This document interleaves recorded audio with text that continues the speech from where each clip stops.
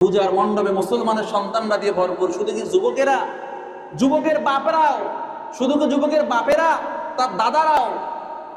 এই যে যুবক বয়সে আমরা দেখেছি পূজা মণ্ডপ মজা পেয়েছি, এজন্য বুড়ো বয়সেও আর ভাল লাগে না বসে থাকা, যাই একটু ঘুরে আসি, দেখে আসি। সম্মানিত ভাইরা আমার, আল্লাহকে ভয় করতে হবে, যথেষ্ট ভয় করতে হবে, যথাযথ ভয় করতে হবে। যেমন ভয় করলে টাকাও যাচ্ছে, আমরা আল্লাহ পাক রব্বুল আলামিনকে ভয় করব, যথেষ্ট ভয় করব। প্রিয় ভাই এবং বন্ধুরা, আমরা আল্লাহকে ভয় করব, খাঁটিভাবে ভয় করব। এমন ভয় করা দরকার যেরকম ভয় করলে আমার দ্বারা আর কোনো গুনাহের কাজ হবে না। সঠিকভাবে ভয় করতে হবে। আমি কেন হিন্দুদের পূজা মণ্ডপে যাব?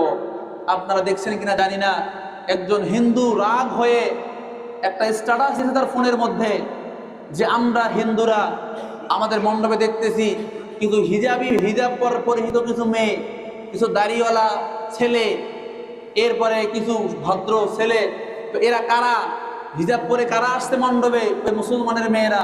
দাড়ি রেখে মণ্ডপে কে আসতে? ওই মুসলমানের ছেলেরা, মুসলমানের ঘরের বাচ্চারা। তো তোমাদেরকে তো আমি পূজা মণ্ডপে আমরা আসতে বলিনি, তোমরা কেন আসছো? মানে উনি একটু রাগ নিয়ে বলছে কথাটা।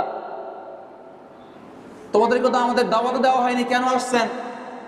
আর আমরা হিন্দু পূজা যখন আসে আমরা তো বলি না ধর্ম যার যার উৎসব সবার। এই কথাটা তো তোমরা মুসলমানরাই বলেছো, আমরা তো কখনো বলিনি। কথাটা অ্যানালাইজ করে আমি দেখলাম আসলেই তো সত্য। কোনোদিন কোনো হিন্দু তো বললো না ধর্ম যার যার উৎসব সবার। বিভিন্ন নেতা নেত্রীরাই সব কথা বলে ধর্ম যার যার উৎসব সবার। আমরা বিগত সময়ে শুনেছি, এখনো শুনতেছি, বারবার শুনতেছি। এরা আমরাই বলি, মুসলমানরাই বলি। হিন্দুরা কখন দাওয়াত দিছে আমাদেরকে? বলছে যে আসেন আমরা সবাই মিলে পূজার উৎসব করি, বলছে ওরা? বলে না, বলার সাহসও রাখে না ওরা। আর ওরা জানে মুসলমানরা আমাদের থেকে ভালো ধর্ম, ওরা ইবাদত বন্দেগী করবে, ওদেরকে আমরা কেন ডাকবো? ডাকার সাহস পায় না, ডাকে না।